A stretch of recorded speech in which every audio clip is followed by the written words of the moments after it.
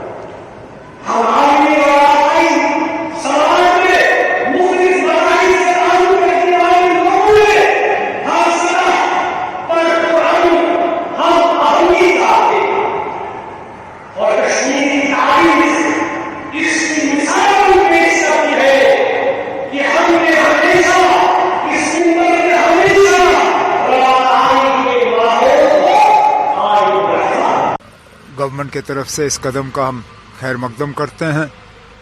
देर आए दुरुस्त आए।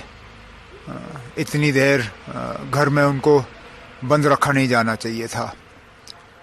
2019 में हम में से कई या तो अपने घरों में बंद थे या घरों से बाहर लेके हमें कहीं रखा गया था। एक एक करके ज़्यादातर हम में से वो हैं जिन्होंने अदालत के दरवाजे खटखटाए और अदालत के ज़रिए हम बाहर आए। इस बार भी हुकूमत ने मीरवाइज साहब पे कोई एहसान नहीं किया। 4 साल के अरसे के बाद जब वो हाई कोर्ट गए اپنی رہائی کے لیے. ہائی کورٹ نے اس چیز کا جب جائزہ لیا تو شاید حکومت مجبور ہوئی ان کو چھوڑنے پہ. 4 سال ان کو, جیسے میں نے کہا, کسی بھی حالت میں رکھا نہیں جانا چاہیے تھا. چاہوں گا کہ وہ نہ صرف جامع مسجد میں بھی بلکہ باہر گھوم کے جو ان کی سوشو ریلیجس رسپانسبلٹیز ہیں وہ پوری طرح سے اب شروع کریں.